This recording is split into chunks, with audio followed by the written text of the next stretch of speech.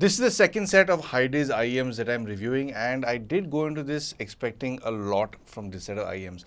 They definitely make me pretty happy, but it's not as flawless as I thought it would be. Thank you to the folk at HIDIZS for making this review possible by sending me this demo unit. All thoughts and opinions are my own, as always. So let's jump into how this is built and its unboxing. You get a very smart looking box as you'd expect from a company like HIDIZS, and you get everything you need in it. So you do get the IEMs, of course, you do get the cable as well, and you also do get 6 sets of ear tips, 3 of them being a slightly wider bore and a different material, and the other being a slightly tighter bore. So this will influence how your bass sounds, and it will affect your stage as well. You also do get the literature, and what's cool is you also get 3 different sets of nozzles for different kinds of tunings.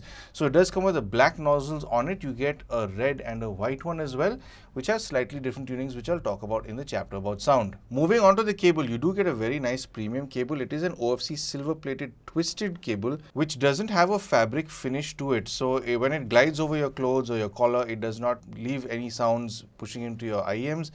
In other words, it's not microphonic, so it's nice that it's got this.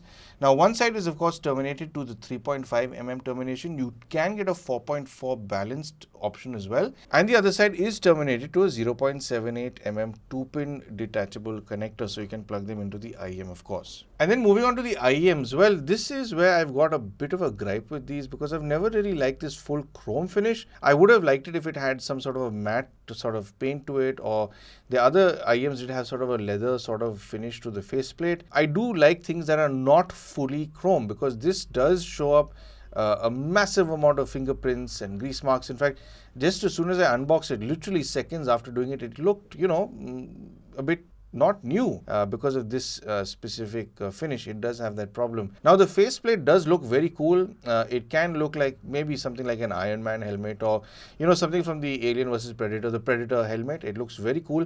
I did to begin with, I think that this was a venting port, this opening over here, but it's not. It's just part of the design.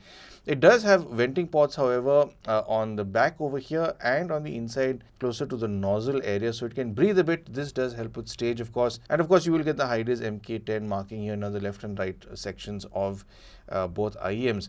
And then of course you do have these nozzles that screw on and screw off. It's pretty easy to take them on and take them off, but I did find that the black nozzle in particular, the rubber of it wasn't sitting as firmly as it did with the others, so it tends to pop off a bit with the black nozzle in particular, with my experience. And the other little bit of a gripe that I have is this little loop here on the cable. I wish it was a little tighter. I wish it was a little more taut because it tends to go over my ear most of the time. It doesn't go behind the ear. And these IEMs are actually quite heavy. I've weighed these in at about maybe 30 grams as a pair. So take that as 15 grams each. So when this load is entirely on your ear canal, it does feel uncomfortable. So if this were a bit tighter, it would have felt a lot more comfortable over longer listening sessions. But when I do adjust it and pull it down a bit more consciously, and it does stay, this is a very comfortable set of earphones to wear. I think the only discomfort that you might have is if you live in a cold environment, because since this is some sort of a metal, I forget what specific metal they've used, but since it is metal and you wear this, it's initially pretty cold to the touch, which can feel a little uncomfortable to begin with, but it does warm up to body temperature pretty quick. These come with 10 mm dual magnetic circuit and dual cavity dynamic drivers, have a frequency response of 20 Hz all the way up to 40,000 Hz, and have a very easy to drive low resistance of just 32 ohms. Now I have been driving this with the Rose's Elsa RZ550. This has been my go-to little DAC amp for a while. It's superbly powerful, and this set of earphones, in fact, I know they've said it's 32 ohms, but it seems a lot more sensitive than that because there are a lot of other IEMs that are, a lot lower in their impedance, which I have to crank a lot more to listen to them. But this, even down low at maybe 10-15% output from this little DAC amp, seems more than loud enough. So I very rarely was going beyond even 25% volume with this DAC amp.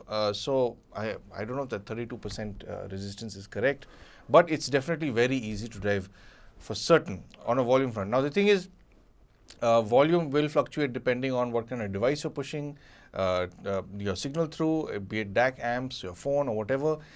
So one thing I will recommend is keep an eye on your volume. You don't want to listen to very loud sounds over prolonged periods of time if you intend on preserving your hearing, and just look after your ears, man. But anyway, moving on to the soundstage and imaging with these. Well, the stage is, I think, what I've come to expect from most IEMs in this price range. There is a bubble within your head, but it does give you the sense of something coming from a little out of them. More vertical than I'd say horizontal, because there are things that sit maybe slightly out of the IEM, somewhere here about 1 inch or 2 inches out of the IEM. But I was hearing a lot of stuff really higher up over here. So if you're listening to good recordings, this is something you can and will experience with stage. When it comes to its imaging, well, this is surprisingly quite clean. And the thing is, it will change depending on the kind of nozzles you have, because the nozzles do change the tuning to a certain extent. And of all the brands that I've reviewed over the past few years, I found that the nozzles that HIDIZS provides has a very significant and apparent shift. There are some brands that I'll change the nozzles and there's a very slight tweak here or a very slight tweak there. With this one, it's very apparent, as I did experience even with the previous set of IEMs that I reviewed. So I'm talking about the black nozzle ones. So those are the ones that I have preferred. Those are the ones that I have tested mostly. The other two I'm not too much of a fan of, but I'll tell you about that. But yeah, the imaging with the black nozzle I think is pretty spot on. I'd say it leans towards being a much truer timbre, or having a much truer timbre than the other two nozzles. So I do prefer that. And yeah, imaging nuances, they stand out very well. Anything from your shimmers to your vocal placement to even lower frequencies, you're able to place stuff in stage quite easily. And then moving on to its highs, mids and lows. Now this is where I do want to touch on the nozzles first, because the three nozzles are the black one, I think that was fitted on it already. There's a white one and a red one. Now the black one is supposed to emphasize lower frequencies. It's definitely a lot more lower frequency enthusiastic over there. It does have a white one. The white one is more treble centric. Now why I didn't like the treble centric one is it seems to be a little too bright. It's just a little too over enthusiastic in the high frequencies and the sibilant region. So I can see this benefiting somebody if they know for a fact that they have high frequency loss and they want to listen to IEM still. Having that nozzle on will certainly help. The red one is tuned to be a little warmer sounding, so it'll be cool for pop, rock and all that sort of stuff. But the issue I had with that is it's like the warmth has been cranked to 11. So yes, it is nice and warm. Yes, it does sound nice and musical, but because it's as warm as it is, it's lost a lot of detail. It's lost a lot of the specific nuances that I liked with the black nozzles. So it seems like there's a veil in front of your music when you're listening to it through the red nozzle. So I went straight back to the black nozzles and I continued enjoying them. So moving on to how this sounds. Now they have targeted some sort of Harman 2019 curve, so it does have an emphasis in the lower frequencies with a recess in the mids and an emphasis in the highs. Now it does come close to being sibilant, or should I say it does go past that threshold ever so slightly, but it's not going to rip your ears off. But I will say, if you are high frequency, or not necessarily high frequency, but if you're sensitive to that sibilant range, this might be a little uncomfortable without any tuning. So you might want to dabble with a few EQs if you want to cull that region. But yeah, the high frequencies, terrific shimmers, terrific sparkle, very well detailed, and placement with this is also easy, but the combination of how it stages and images makes your music listening a lot more engaging, because it does do a good job with throwing things a little higher up and slightly wider, like I did mention. And then moving on to the mids. Well, the mids definitely are a bit recessed compared to the highs and lows, but it somehow stays. It's kind of got a forward approach in stage. I mean, when you're listening to your music, it's not like the vocals are coming at you from a distance. It's right here. So it's a little too intimate for some listening. So some jazz or blues vocals that I was listening to, it was a little too much in my face, which was a bit uncomfortable. But then again, you can tweak this with a little bit of EQing. Not that I like to, but this is an option for you, of course. And then moving on to the lower frequencies. So the lower frequencies is something that I really did appreciate. They've not tuned this region to be over enthusiastic or obnoxious. It's not bloated. It's not going to come at you with too much enthusiasm, like an intern who's just discovered Google for the first time. It's definitely going to be, it's definitely well structured, it's tight, and it's a lot of fun. It actually handles upright basses, or even if you throw electronic dance music at it, it was surprisingly well structured. It's got a good amount of heft, it's got a good amount of kick, and I'd say it's got pretty good extension as well.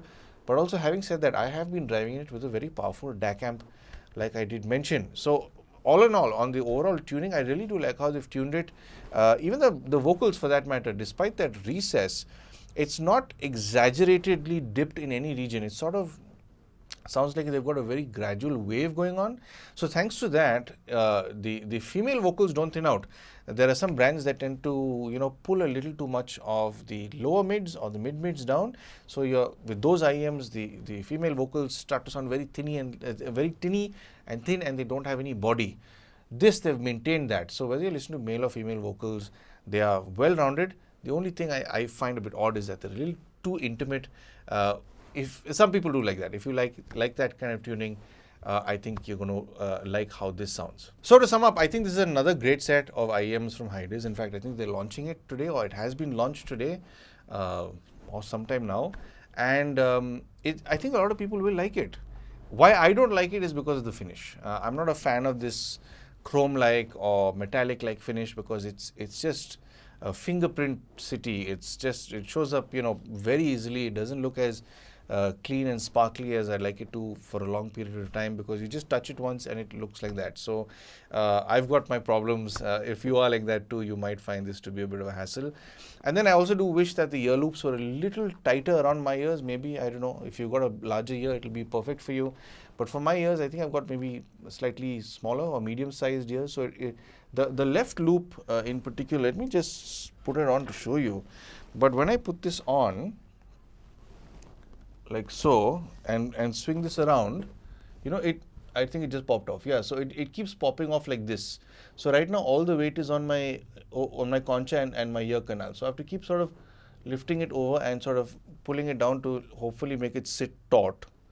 But yeah, this is a bit of a hassle that I have had. I do wish that they made just this loop a little bit tighter around the ear. And then the other, I mean, I'm nitpicking here. The other really small issue I had was when I was swapping nozzles, the rubber ring around the black nozzle was a little bit loose. This could be a minor manufacturing issue, which they would have already ironed out, I'm pretty sure. But coming to the sound, I think HIDIZS, in fact, what I forgot to mention was there are very few IEMs or earphones that evoke certain emotions out of me when I'm listening to music. And I started getting goosebumps for a song that I never was even really connected to while listening to it. I'll try and leave that down below. It's by a group I've recently discovered, covering an older song, Dare You to Move. It's a lovely old piece, but I never thought it had as much emotion in it as I experienced while listening to it on this set of IEMs. And any sound that can evoke an emotion, whether it's from speakers, headphones, IEMs, earphones, you name it. I think once a product can do that, it's breaking a barrier of being a product and being more of a companion. So I found that considering this is the second set of IEMs from HIDIZS and it's able to do that like the other set did, I'd say they definitely know what they're doing on a sound front. They're not, I don't think they're trying to, you know, capture the masses. They're trying to capture an emotion and give that to you, so that you're able to enjoy your music and be connected to it that much better, to just disconnect from the world and enjoy yourself. So I really do like how these sound, and the little gripes I had with it are quite literally nitpicking. But of course, keep in mind, if you are sensitive to the sibilant range, the nozzle with the white nozzle that emphasizes highs also emphasizes sibilants, and the black nozzle is also a little bit on the sibilant side, but the red one sort of mellows that region out, but so much so that there is a bit of a veil. But if you're okay with all this, I'd say it's a terrific set of IEMs to own, and I really do like the black nozzle sound. And honestly, if you just want to tweak it a bit, I think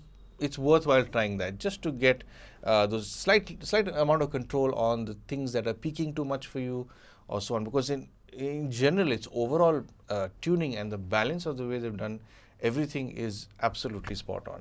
So anyway, if you do want to buy these, like I did mention, I think they've just been launched. the folk at HIDIZS have mentioned to me that they've got it available on Amazon as well as HIDIZS.net. So I will leave these links down below if you'd like to buy them.